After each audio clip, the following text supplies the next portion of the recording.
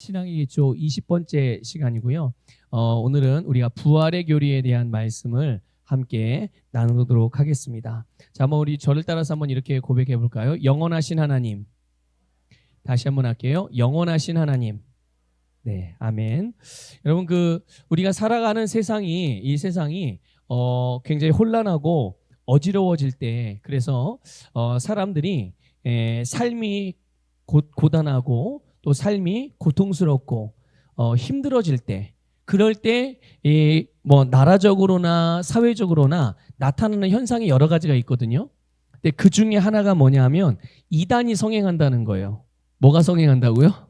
네, 이단들이요 아무 때나 툭툭 튀어나오는 게 아니고 희한하게 그 사회가 혼란하거나 사람들이 많이 힘들어할 때, 경제적으로 어렵다든지 여러 가지 분야에서 어려움을 당하는 그런 시기에 꼭 이 이단들이 성행하는 그런 특징들이 있습니다.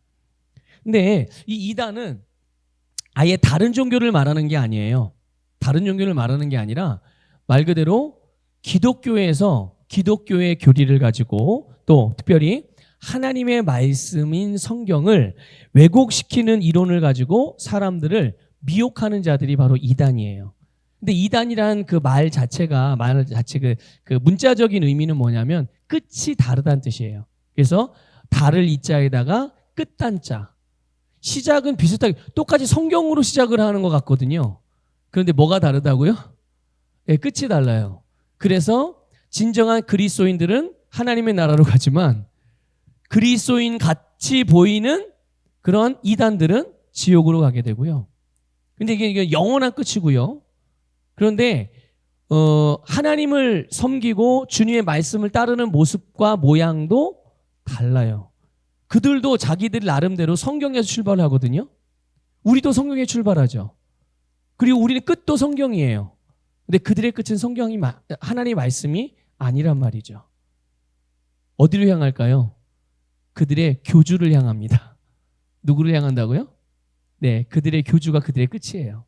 우리는 시작도 하나님 말씀인 성경이고 끝도 하나님 말씀인 성경인 줄 믿습니다. 우린 시작도 예수 그리스도고 끝도 예수 그리스도예요. 그런데 이단들은 시작은 성경이고 시작은 예수라고 말하는데 끝이 교주로 갑니다. 그래서 우리의 끝과 하여튼 이 세상을 살아가면서 이 세상에 보여지는 끝도 다르고 눈에는 보이지 않지만 영원한 세계의 끝도 다른 것이 바로 이단들인데, 이단들은 성경을 왜곡시켜서 사람들을 미혹을 한단 말이에요. 그러면 어떤 사람들이 이 미혹에 잘 넘어갈까요? 이 미혹에 잘 넘어가는 사람들의 특징들이 있거든요. 여러 가지가 있는데 그 중에 하나는 뭐냐면 복음을 정확하게 모르는 사람들이에요. 복음을 정확하게 잘 모르고 신앙생활하는 사람. 그런데 여러분, 복음을 정확하게 잘 모르고 신앙생활하는 거는 사실 엄밀한 의미에서 신앙생활이라고 말하지 않아요. 그래서 사람들이 신앙생활이라고 말하지만 우리는 그거를 종교생활이라고 말합니다. 무슨 생활이라고요? 네, 종교생활. 그래서 하나님의 말씀을 따라서 살려고 하는 것보다 그냥 예수 믿으면 구원받는다니까, 예수 믿으면 복 받는다니까, 예수 믿으면 정말 성공하고 그냥 병 고침 받는다니까 그냥 그 말 따라서 왔다가 주일날 그냥 교회에 그냥 한번 왔다 갔다 하고 그냥 그 정도. 이게 뭐라고요? 이걸 종교생활이라고 그러는 거예요. 그리고 누군가 나에게 당신의 종교는 뭡니까? 라고 물으면 그럼에도 불구하고 나는 기독교라고 얘기를 하죠. 예. 이런 사람들이 바로 이단들의 미혹에 쉽게 넘어가는 사람들이에요. 그리고 또 하나 어떤 사람들이냐면 일부 그 교회 지도자들의 잘못된 점. 여러분 뉴스나 미디어 봐서 다 아시죠? 그런 내용도 가끔 나오잖아요. 또 주변에 소문을 들어서도 또 듣게 되고. 그런데 그게 되게 아주 극히 극소수고 일부거든요. 그런데 그거를 일반화시켜서 전체 교회와 한국의 기독교와 한국의 모든 기독교 지도자들이 그런 것처럼 그들에게 일반화를 시켜서 기본적으로 기독교나 교회나 아니면 영적인 지도자들에 대하여 부정적인 선입견을 기본적으로 갖고 신앙생활하는 사람들, 이런 사람들이 바로 이런 이단의 미혹에 쉽게 빠질 수 있는 사람들이에요. 근데 이런 사람들은요, 본인들이 하나님의 말씀 성경을 잘 안다고 생각해요. 그래서 아니, 성경이 이렇게 말하는데 왜 당신은 이래요? 성경이 이렇게 말하는데 왜 교회가 왜 이래요? 이렇게 돼야 저렇게 돼야지. 이런 거. 예. 본인이 성경의 말씀을 잘 알고 있고, 교리도 잘 알고 있고, 신학적으로도 잘 알고 있고, 이렇게 잘 알고 있다고 생각하면서 기본적으로 부정적인 선입견들을 갖고 있는 사람들이 이 이단의 미혹에 쉽게 빠지는 경우죠. 그래서 이단들은 이런 사람들을 찾아서 가장 첫 번째 타겟이죠. 이런 사람들이 제일 쉽게 넘어올 수 있는 대상들이기 때문에 이들을 가장 먼저 찾아다닙니다. 그런데 여러분, 이단들이 미혹할 때 전혀 엉뚱한 걸 가지고 와가지고 그들의 교리책을 가지고 와서 그렇게 우리에게 다가오지 않아요. 똑같이 그들이 뭘 가지고 와요? 네, 똑같이 우리가 사용하는 성경을 들고 와가지고 주로 이제 어떤 내용을 가지고 그들이 미혹을 할까요? 주로 요한계시록과 또 성경의 여러 부분에 나와 있는 그 요한계시록 이외의 여러 부분에 나와 있는 마지막 때라든지 예수님의 재림이라든지 이 영원한 세계에 관련된 그런 내용의 말씀을 가지고 미혹을 하는 거예요. 그래서 어떤 사람들을 미혹한다고요? 아까 말씀드린 복음을 정확히 모르거나 구원의 확신이 없는 사람들, 또 사후 세계에 대한 영원한 세계에 대한 막연한 두려움, 그때 되면 하는 예수님이 심판하신다는데 그때 되면 어떻게 될까 어떻게 될까 이렇게 될까 저렇게 될까 그냥 막연하게 두려움을 가지고 있는 그리스도인들을 이제 이 이단들이 속이게 되거든요. 그런데 여러분, 성경은 여러분 분명히 이 세상의 삶에 대해서도 말씀하고 있지만 여러분 영원한 세계에 대해서도 말씀하고 있는 건 맞습니다. 그렇죠, 여러분? 그래서 영원한 생명에 대해서도 말씀하고 있고 영원한 사망에 대해서도 성경은 우리에게 분명하게 말씀해주고 있어요. 또 성경은 우리에게 천국에 대해서도 말씀해주고 있고 지옥에 대해서도 말씀해주고 있어요. 이거는 불변한 진리입니다. 그런데 이 모든 이런 내용들이 바로 부활의 교리와 연결이 되어지는 거예요. 뭐와 연결이 된다고요? 예, 부활에. 그래서 우리가 6가지 그리스도인으로서 6가지 기본 교리가 있다라고 말씀을 드렸어요. 그렇죠? 근데 이거는 신앙생활을 오래 하고 목회자들, 교회 지도자들에게 대한 이야기가 아니에요. 말씀드렸죠? 신앙의 기초다. 성경이 분명히 이걸 기초라고 말씀하고 있어요. 히브리서 기자는 이거를 신앙생활 모든 그리스도인들이 기초라고 말씀하고 있는데 많은 교회와 많은 그리스도인들이 이 기초를 제대로 다지지 않으니까, 이 기초 위에 서지 않으니까 흔들리거나 무너지거나 정말 사단의 밥이 돼서 그렇게 안타까운 삶을 살아가는 자들도 많이 있는 거예요. 어쨌든 이 모든 이런 내용들이 영원한 세계 또 천국과 지옥 이런 모든 것들이 다 부활의 교리, 부활의 신앙과 연결되어지기 때문에 성경에서 부활에 대해서 말씀하고 있는 바를 우리는 정확하게 알고 있어야 될 줄 믿습니다. 또 물론 우리가 이단교리에 빠지지 않기 위해서도 잘 알아야 되겠지만 이 부활의 교리와 부활 신앙이 우리에게 주는 유익이 너무나도 크기 때문이에요. 여러분, 십자가에서 예수 그리스도께서 죽으심으로, 피 흘려 죽으심으로 우리의 모든 죄가 사해졌어요. 자, 그러면 거기에서 끝났다면 우리의 그 다음 삶은 뭐죠? 그 다음 삶은 없어요. 거기서 끝났다면. 그런데 놀랍게도 그 다음에 예수님이 어떻게 되셨습니까? 부활하셨어요. 예수님이 새로운 생명으로 부활하셨단 말이에요. 그리고 그 예수님의 부활하신 생명을 똑같이 우리에게 주셔서 우리를 다시 거듭나게 하셔서 부활하신 예수님이 사신 것처럼 우리가 그렇게 예수님과 같이 부활의 생명으로 살아갈 수 있게 해주셨다는 거죠. 근데 이 세상에서만이 아니라 어디에서까지요? 예, 장차 영원한 하나님의 나라에서까지. 믿습니까, 여러분? 그러니까 이런 부분들을 우리가 정확히 말씀을 통해서 알게 될 때 우리는 우리가 사는 이 땅에서도 어떻게 살아야 되는지를 알 수 있게 되고 또 장차 천국에 되면 어떤 삶이 우리에게 펼쳐지게 될지도 우리는 기대하고 소망하며 바라볼 수 있게 되는 줄 믿습니다. 여러분, 이 현재의 삶이 일반적인 그리스도인들 안에도요, 이 자기가 살아가는 현재의 삶이 힘들어지고 세상에 대해서 더 이상 소망이 없다 이렇게 생각될 때 일반적인 그리스도인들도 이 영원한 세계에 대해서, 천국에 대해서 더 많이 관심을 가져요. 근데 여러분 보세요. 가만히 이렇게 우리가 기독교의 역사를 가만히 살펴보면요.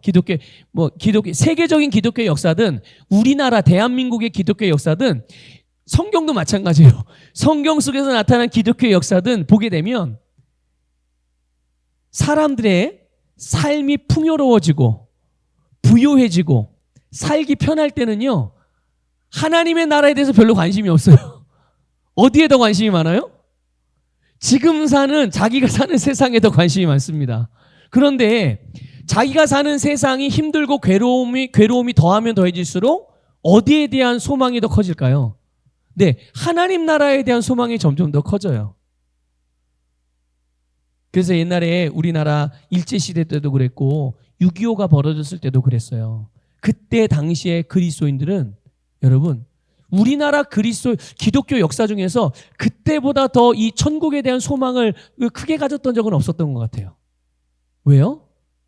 이 세상의 삶에서 아무런 소망을 찾을 수가 없어요. 살면 살수록 어떻게 돼요? 더 고통스럽고 힘들고 차라리 죽는 게 나은 거예요. 그런 극심한 고통 가운데서는 뭐가 소망인 거예요? 오직 빨리 죽어서 천국 가야 되겠다. 거기 가면 눈물도 없고 아픔도 없고 전쟁도 없고 총칼로 찌르는 것도 없고 형제가 원수가 돼 서로 총뿌리 겨누는 그런 일도 없으니 빨리 천국 가서 우리가 다 하나 되어 만나자. 이렇게 되는 거예요.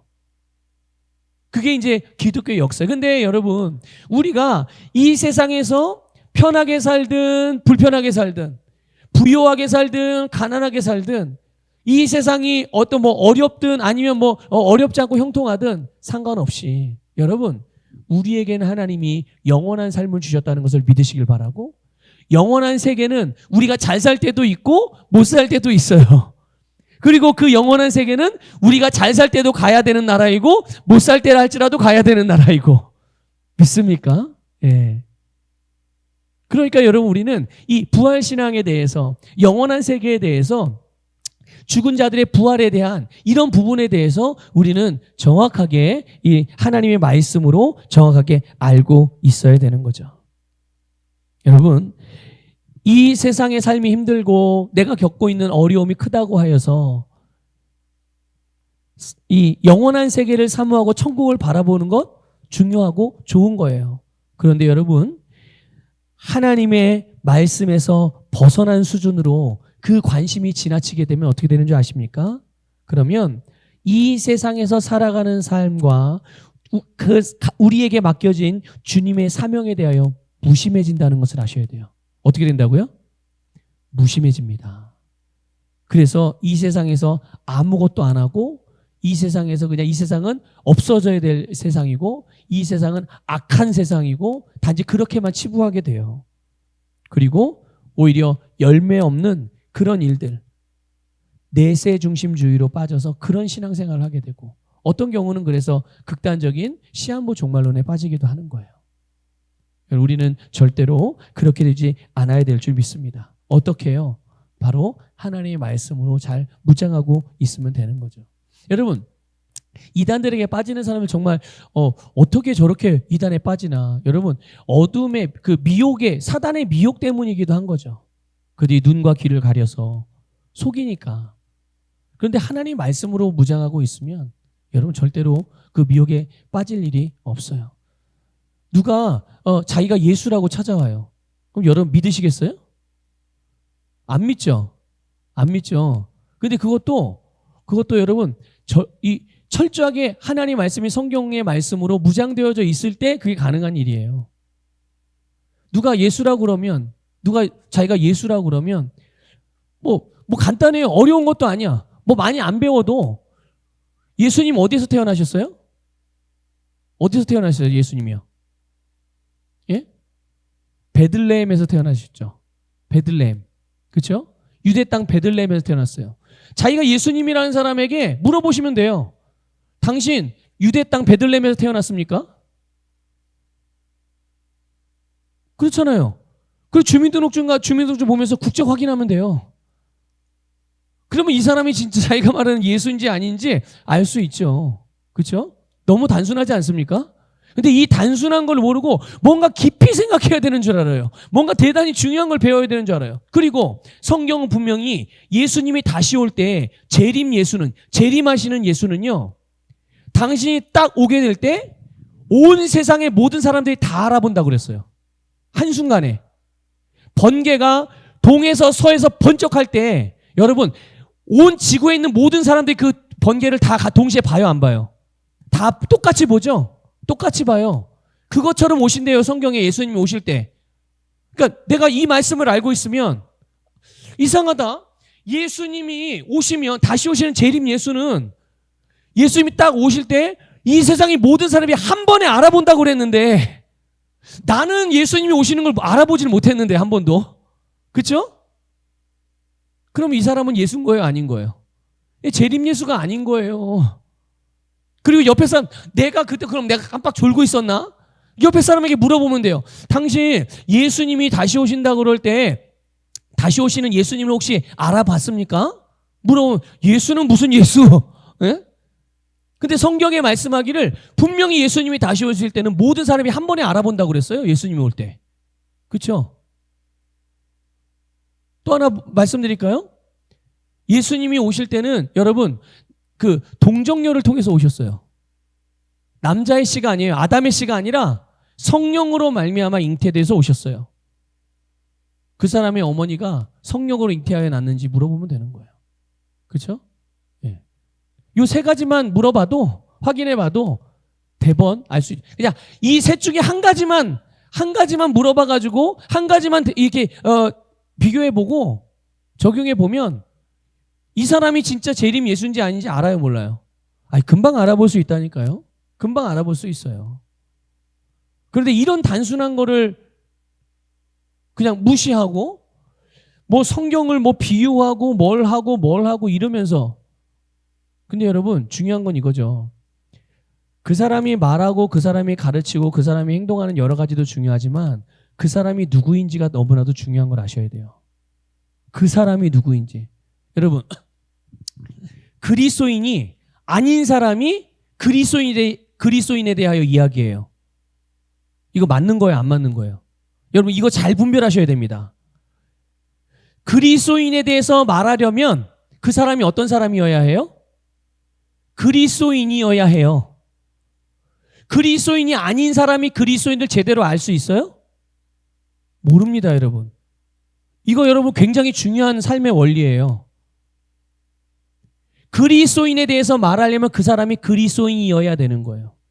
교회에 대해서 평가하고 교회에 대해서 말하려면 그 사람이 교회의 공동체의 주님 몸의 지체가 되어야 돼요.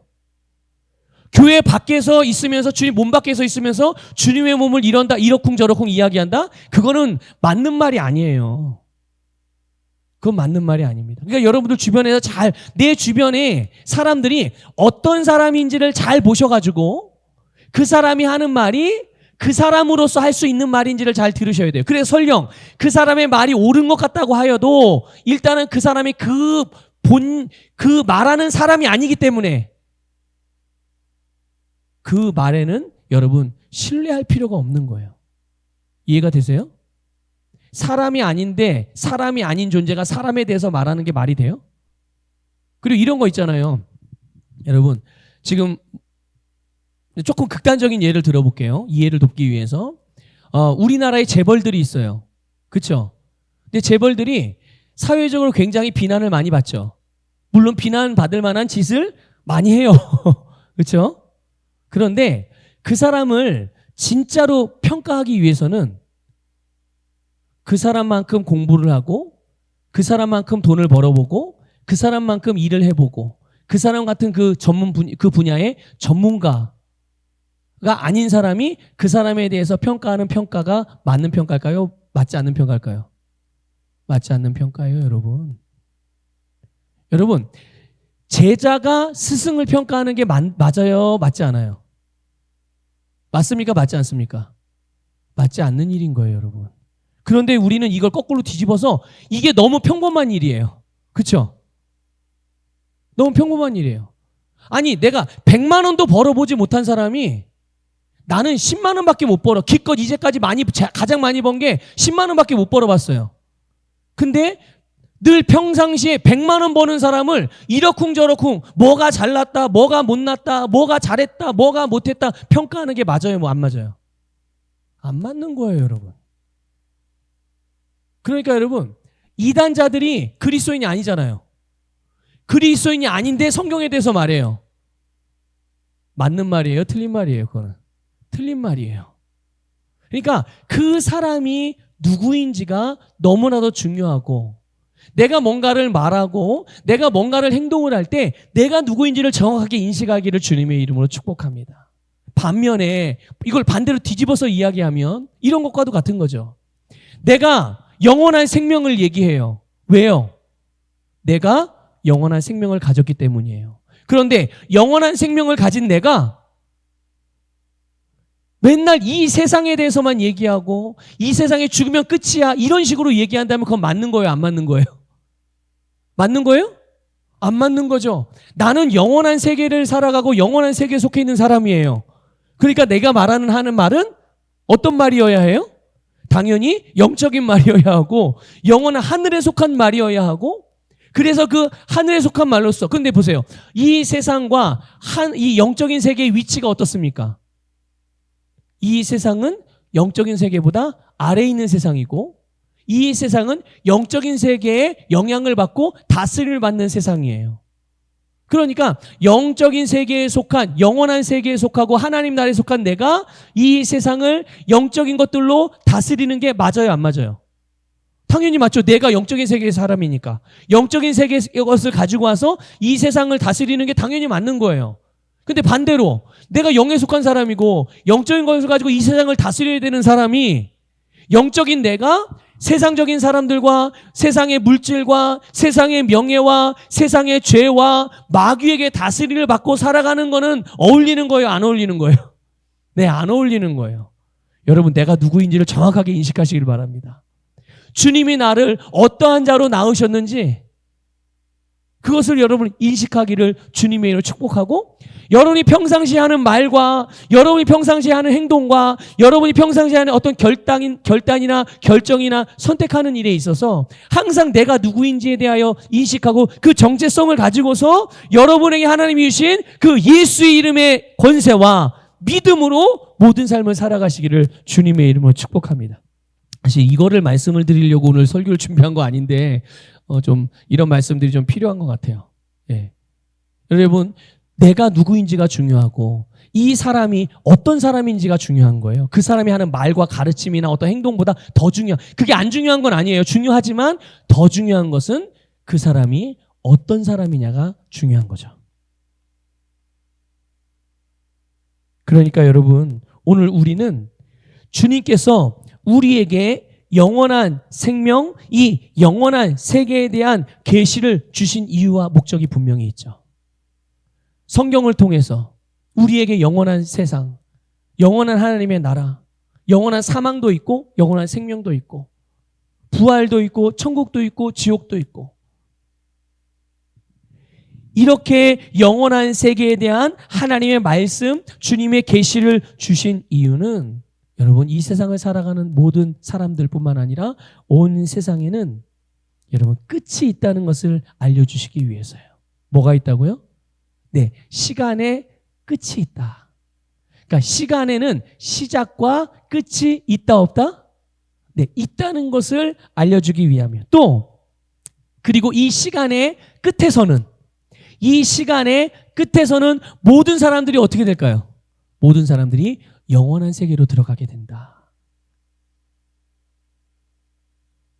80년이라는 90년이라는 100년이라는 120년이라는 그 우리 인생이라는 시간의 그 끝에서는 더 이제 우리 개인을 넘어서 온 우주적인 차원으로 말한다면 이 세상에 하나님으로 창조된 그 시간의 첫 1분 1초 그 시간을 시작으로 이제 온 세상에 마지막이 있다는 말이죠. 마지막. 그것이 끝나게 되면 모든 사람들은 영원한 세계로 들어가게 된다는 것을 알려주기 위해서 말씀을 통해서 우리에게 계시해 주신 거란 말이죠. 그러므로 여러분, 이 세상의 모든 사람들이 그리고 모든 그리스도인들이 어떤 삶을 살아야 되며 정말 진짜 인생의 본질에 집중하며 살아갈 수 있게 하기 위하여서 여러분 바로 이 영원한 세계에 대한 계시를 주셨다는 것을 믿으시기를 주님의 이름으로 축복합니다. 그래서 여러분, 예수님을 믿음으로 우리가 예수 그리스도 안에서 주님이 우리에게 주신 사명을 따라서, 그 사명이 뭡니까? 영혼을 구원하고 하나님의 나라를 확장하는 일에 우리의 모든 삶이 연결되어 있어야 된다는 거예요. 이게 바로 영원한 세계를 살아가고 바라보고 살아가는 그런 자들의 삶인 것이죠. 그런데요, 여러분, 우리가 이 부활의 교리에 대한 이 교리를 우리가 정확히 알아야 되는 그런 이유 역시도 바로 주님이 우리에게 이 땅에서 살라고 하신 그런 삶을 온전히 살아가게 위함인 것을 믿으시길 바랍니다. 그래서 여러분, 오늘 본문 말씀에서 하나님을 뭐라고 어떻게 표현했냐면 당신이 영원하신 하나님이다라는 걸 말씀하고 있어요. 어떤 하나님이라고요? 네, 여러분이 조금 전에 읽으신 시편 90편 2절 말씀에서 하나님은 영원한 하나님이시죠. 그러니까 여러분, 영원이라는 이 개념은요, 사실 우리는 이해할 수 없는 개념이에요. 영원이라는 말은 있지만 우리가 이제 영원 그냥 어렴풋하게 그냥 영원 무한대의 시간 무한대의 시간대 뭐 이렇게 그냥 그 정도는 이해하지만 그 이상으로 이 영원한 세계에 대해서 영원이라는 걸 정확하게 우리는 이해할 수 없어요. 왜냐하면 우리는 시간이라는 그 안에서 존재하는 그런 사람들이기 때문에 그런 겁니다. 그런데 이 영원이라는 이 말은 하나님이 당신이 이 존재하는 고유의 방식이에요. 그러니까 영원한 하나님이라는 말은요, 하나님은 이 시간 안에 갇혀 계신 분이 아니라는 거예요. 이해가 되세요? 네, 이해가 완벽하게 안 돼도 그냥 어렴풋하게나마 이해되기를 바랍니다. 이건 저도 그래요. 저도 그래, 하나님이 영원한 하나님이신데 우리가 생각할 수 있는 수준은 시간을 벗어나서 모든 이걸 정확히 몰라요. 이 정도로밖에 생각할 수가 없죠. 근데 하나님은 어쨌든 이 영원한 이 영원이라는 것이 바로 하나님이 고유의 존재하는 방식이란 말이거든요. 그러니까 시간으로서 우리는 하나님을 제한할 수 없다라는 거예요. 그런데 여러분, 놀라운 거는요, 뭐 하나님이 영원하신 하나님이라는 건 우리는 다 인정하고 그런 영원하신 하나님을 높여드리고 그런 분이 있는 것을 우리가 이제 알아요. 그렇게 믿고. 그런데요, 놀라운 것은 여러분, 아까 우리 읽었던 시편 90편 1절에 보게 되면 뭐라고 되어 있냐면 이런 영원하신 하나님이 우리가 사는 거처가 되어 주셨다는 거예요. 뭐가 되어 주셨다고요? 우리가 사는 거처, 집이 되어 주시고 환경이 되어 주시고 나의 상황이 되어 주시고. 어떤 하나님이요? 그냥 하나님이 아니에요. 영원하신 하나님이에요. 영원하신 하나님이 우리로, 그러니까 그 영원 속에서 우리가 살아갈 수 있게 해주셨다는 거예요. 그 영원이라는 세계가 나의 환경이고 나의 상황이고 나의 삶의 터전이고 나의 집이기도 하고 내가 사는 공간이기도 하고, 그런 하나님이 우리의 거처가 되어주셨다고 말씀하는 거예요. 어떻게 그럴 수가 있죠? 바로 예수님의 부활과 승천하심으로 이게 우리에게 이루어진 거예요. 예수님의 부활과 승천하심으로. 그래서 우리가 그리스도 안에 거하는 자가 되게 하셔서 우리도 예수님과 같이 그런 수준의 존재로 살 수 있게 됐다는 뜻이에요. 놀랍죠? 놀라운 거예요. 여러분, 그래서 전도서 3장 11절 말씀이 있는데 이 말씀을 좀 같이 읽어볼게요. 같이 읽어보겠습니다. 시작. 하나님이 모든 것을 지으시되 때를 따라 아름답게 하셨고 또 사람들에게는 영원을 사모하는 마음을 주셨느니라. 그러나 하나님이 하시는 일의 시종을 사람으로 측량할 수 없게 하셨도다. 아멘. 여러분 시간이라는 이 유한한 생명을 가진 우리가 어떻게 하나님의 존재 방식인 영혼을 이해할 수 있겠어요? 그렇죠? 그런데 하나님이 사람의 심령에다가 뭘 주셨다고요? 영혼을 사모하는 마음을 주셨대요. 영혼을 바라고 원하고 꿈꾸고 상상하고 그런 마음을 주셨다는 거예요. 여러분, 그래서요, 여러분, 이 세상에 하나님이 주신 모든 피조물, 그 모든 피조물 중에 죽음 이후에 일어날 것들에 대하여 생각을 해보고자 하는 존재는 사람밖에 없어요. 이해가 되세요? 그 이유가 뭔지 아십니까? 그 이유가 하나님이 모든 사람들에게 영원을 사모하는 마음을 주셨기 때문이에요. 이건 예수를 믿고 안 믿고와 상관없이 모든 사람들은 하나님의 형상으로 지음받았기 때문에. 하나님의 형상이 뭐예요? 하나님이 영적인 분이시잖아요. 우리를 그렇게 하나님과 같이 영적인 존재로 지으셨다는 거예요. 그래서 우리로 하여금 영혼을 생각하게 하고 영혼을 바라볼 수 있고 영혼을 상상하고 영혼을 사모하고 갈망하고자 하는, 그러니까 죽음 이후에 어떤 일이 벌어지지 계속 의문을 갖고 그것에 대해 고민하고 그것에 대해서 추구하는 자들도 있고 또는 그것을 두려워하는 자들도 있고, 이런 일들이 바로 하나님의 피조물 중에 하나님의 형상대로 지음받은 사람만이 이 일을 할 수가 있어요. 이 일을. 여러분, 모든 사람의 심령에 이 영혼을 사모하는 마음을 주셨다는 말씀은 곧 사람만이 하나님의 형상대로 창조되었다는 거예요. 이 말 여러분 다른 말로 이게 다르게 표현해 볼까요? 사람만이 하나님과 교제할 수 있는 존재가 된 줄 믿으시길 바랍니다. 그런데 그 하나님과 교제할 수 있는 유일한 하나님의 피조물인 우리가 하나님과 교제하지 않고 하나님과 등을 돌리거나 하나님과 멀어지거나 하나님과 떨어져서 독립적으로 살게 되면 어떻게 될까요? 그러면 그 사람은 하나님의 목적과 하나님의 뜻에서 벗어나 있기 때문에 그 사람은 진정한 행복과 그가 원하는 성공적인 삶을 살아낼 수가 없는 거예요. 그렇게 노력은 하겠죠. 하지만 결과가 없어요. 그런 결과를 얻을 수가 없는 거예요. 자, 아까 우리가 읽었던 이제 요한계시록 1장 8절에 보게 되면 하나님이 사도 요한에게 말씀하시기를 뭐라고 말씀하시냐면 나는 알파와 오메가다 이렇게 말씀했어요. 알파와 오메가다. 이게 무슨 말이냐면요. 여러분, 알파와 오메가는 그 헬라어, 이 신약 성경에 쓰였던 원어, 헬라어의 알파벳이에요. 그 알파벳 중에 알파라는 것은 알파벳의 첫 번째 글자, 헬라어 알파벳의 첫 번째 글자, 오메가는 헬라어 알파벳의 가장 마지막 글자. 그래서 처음과 끝, 좀 상징적으로 이제 주님께 당신을 이 당시에 살았던 사람들에게, 그리스도인들에게 당신을 시킬 수 있는 그런 방식으로 당신을 표현한 것이죠. 그러니까 시작과 끝이 있는 이 시간이 곧 하나님 안에 있다는 것을 의미하는 거예요. 시작과 끝. 하나님은 시작과 끝이 있어요, 없어요? 하나님은 시작과 끝이 있어요, 없어요? 없어요. 영원하신 분이니까, 영원한 하나님이니까 그 영원한 하나님으로부터 뭐가 나온 거예요? 시작과 끝이 나왔다는 것을 믿으시길 바라요. 그 시작이 무엇입니까? 그 시작이 하나님의 창조하신 세상의 역사예요. 끝은 뭐죠?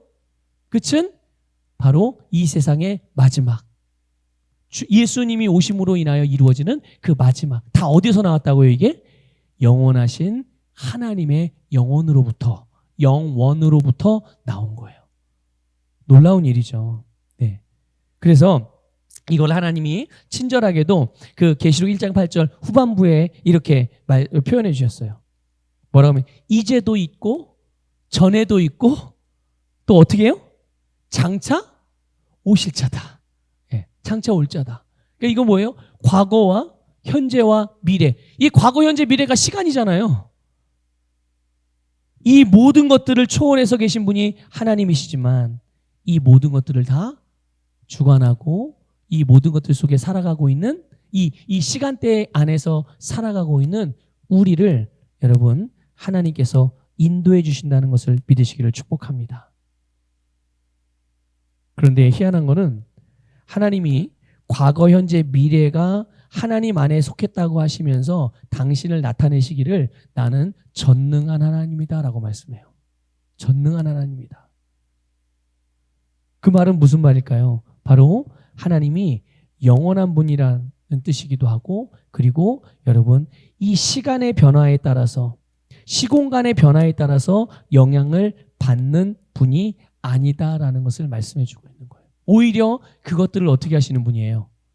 창조하시고 바꾸시고 변화시키시는 분, 새롭게 만들어 가시는 분이 바로 하나님입니다. 그것을 우리에게 말씀해 주는 줄 믿으시길 바랍니다. 여러분 모든 피조물은 시간 안에 존재하잖아요. 그렇죠? 그런데 하나님은 하나님의 세상은 하나님의 세계는 영원한 세계이기 때문에 이 시간을 초월하여 있단 말이에요. 좀 어려운 말이죠. 오늘 하여튼 우리가 알지 못하는 개념이 정확하게 설명이 안 되는 영혼에 대해서 말하니까 우리가 조금 이렇게 잘 이해가 안 될 수도 있지만, 그러나 여러분 이것을 믿음으로 받으시길 바라요. 다른 어떤 것보다 영원하신 하나님이구나. 영원하신 하나님이구나. 그리고 그 영원하신 하나님이 나를 영원하게 살아갈 수 있게 해주셨구나. 여러분 이것은 절대로 놓치지 마셔야 돼요. 오늘 말씀을 들으시는 가운데. 예. 그래서 아까도 잠깐 표현했지만, 여러분들에게 말씀드렸지만, 여러분 영원한 세계가 눈에 보여요, 안 보여요? 안 보이죠. 그런데 거기로부터 시간 안에 존재하는 온 세상이 나오게 된 거예요. 모든 세상이. 어떻게 해요? 하나님께서 말씀하심으로 영원 안에 있던 것들이, 눈에 보이지 않는 영원 안에 있던 것들이 눈에 보이게끔 세상으로 나타나게 된 거예요. 거기서 이렇게 하나님이 창조해내신 그것이 우리가 이제 이 시간 안에서 살아가는, 또 시간 안에 영향을 받고 있는 모든 창조세계라는 것을 믿으시길 바랍니다. 근데 왜 이거를 이렇게 하나님이 영원한 하나님이라는 거를 이게 장황하게 자꾸만 설명을 드리냐면, 우리가 부활의 신앙을 정확히 이해하기 위해서는 먼저 하나님이 어떤 분인지를 알아야 되거든요. 특별히 하나님이 영원하신 분이라는 것. 예. 왜냐하면 이것과 이 부활이 너무나도 긴밀하게 연결되어 있기 때문에 그래요. 여러분 예수님께서 죽었다가 돌아가셨다가 다시 살아나셨어요. 부활하셨단 말이에요. 그런데 예수님이 부활하신 사건은요, 단순히 예수님이 죽었다가 살아난 것만을 말하는 게 아니에요. 그 이상의 의미가 있는데, 그게 뭐냐면 바로 죽으셨다 살아나신 이 부활하신 예수님을 통해서 영원한 세계가 어떤 차원인지를 계시해 주신 거란 말이에요. 영원한 세계가 어떤 차원인가? 그게 어떻게 나타났냐 하면요, 우리가 그걸 어떻게 엿볼 수 있냐면, 부활하신 예수님을 여러분 생각해 보세요. 부활하신 예수님. 여러분이 부활하신 예수님의 들은 말씀들을 이게 총동원해서 한번 기억나는 대로 떠올려 보십시오. 예수님이 부활했을 때 이제는 예수님의 몸은 부활의 몸이잖아요. 그렇죠? 예수님은 이제 이전에 가졌던 몸이 아니에요. 겉으로 볼 때는 그렇게 똑같이 보이지만 실제로는 예수님의 몸은 변화된 몸입니다. 부활하신 예수님의 몸은요, 변화되신 몸이에요. 그래서 시간과 공간을 초월하시는 분이고 감각을 뛰어넘는 그런 몸을 지니시고, 그렇게 초월적인 분으로 우리에게 나타내 보여주셨어요. 그래서 여러분들이 기억하시겠지만, 예수님이 여기 있다가 이쪽에서 지금 현재 제자들을 만나고 이야기하시다가 갑자기 순간적으로 그 시간대와 공간을 뛰어넘어서 저쪽에 또 다른 마을에 가서 금세 또 다른 제자들을 만나요. 그렇죠? 부활하신 예수님이에요. 그리고 부활하신 예수님은요, 문 앞에 서가지고 문을 두들기다가 문을 열어주지도 않았는데 그냥 문을 통과하고 들어오신 분이에요. 그러면 그 몸이 유령처럼 뭔가 희미한 그런 존재인가? 그것도 또 아니야. 희한하게 그런 몸인데 또 만져지기도 해요. 그래서 누가 만졌어요? 대표적으로 도마가 만졌잖아요. 도마가 왜 만졌어요? 예수님을 의심해서 진짜 예수님인지 진짜 유령인지 알아보기 위해서. 진짜 예수님이라면 못 박힌 손에 못자국이 있을 것이고, 발에 못자국이 있을 것이고, 창에 찔린 자국이 옆구리에 있을 것이고, 또 머리에 쓰였던 이 가시관을 쓰였던 이런 흔적들이 다 있을 거니까 막 이렇게 더듬더듬 다 만져본 거죠. 그런데 만져져요, 안 만져져요? 이걸 여러분 어떻게 이해하고 설명하시겠어요? 이런 예수님의 몸을. 이게 설명이 돼요? 아니에요. 이게 바로 여러분 영원한 세계의 차원이에요. 영원한 세계의 차원. 부활하신 예수님을 통해서 우리의 부활을 보게 되는 거죠. 우리의 부활의 삶을, 이 땅에서 우리가 누리는 부활의 삶뿐만 아니라 장차 우리가 영원한 하나님의 나라에, 영원한 세계, 부활의 몸으로서 하나님 나라에 들어갈 때 우리가 어떤 존재로 들어가게 되는지를 우리는 볼 수가 있게 되는 거예요. 아, 부활하고 영원한 세계의 차원이 이런 거구나. 이걸 여러분 정확히 아시기를 주님의 이름으로 축복합니다. 여러분, 성경 말씀은요, 모든 사람이 육신의 죽음을 맞이할 때 그것으로 끝이 아니라 그 다음에 일어날 일들에 대해서 말씀해 주고 있어요. 그 중에 한 부분을 보게 되면 고린도전서 15장 22절 말씀이에요. 같이 읽어볼게요. 시작. 아담 안에서 모든 사람이 죽은 것 같이 그리스도 안에서 모든 사람이 삶을 얻으리라. 아멘.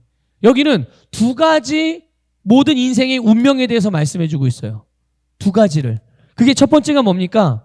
아담의 혈통으로 태어나는 모든 사람에게는 죽음이 정해져 있다는 거예요. 죽음이. 여러분, 이 세상에 죽지 않은 사람이 있어요? 없지요. 모든 사람, 예수 믿는 사람 안 죽나요? 예수 믿는 사람도 육신의 몸은 죽어서 흙으로 돌아가죠. 흙으로 지어졌기 때문에. 자, 그런데 죽음만 운명 지어진 것이 아니라, 죽음만 정해진 것이 아니라 부활도 정해져 있다는 거예요. 자, 한번 그래서 뭐라고 돼 있어? 아까 노랗게 된 부분에 그리스도 안에서 모든 사람이 어떻게 된다고요? 삶을 얻으리라. 아멘. 예수님의 죽으심과 부활을 통해서요, 모든 사람은 죽음 이후에 부활이 정해져 있는 것이죠. 여러분, 예수 그리스도를 믿음으로 영생을 받아서 거듭난 그리스도인들은 오늘 좀 전에서 본 대로 예수 그리스도로 말미암아 삶을 얻게 됩니다. 누가 삶을 얻는다고요? 그리스도인들을 말하는 거예요. 그리스도인들은 마지막 부활의 때에 부활하여 삶을 얻게 되고요. 결국 이 삶은 어떤 삶이냐? 바로 그리스도인들이 받았던 그 영생을 통해서 영원히 사는 부활하신 예수님과 같은 삶을 살아가게 되는 거예요. 믿습니까? 여러분 한번 여쭤볼게요. 여러분들에게는 영생이 있으신가요? 그 영생은 부활의 생명이잖아요. 그렇죠?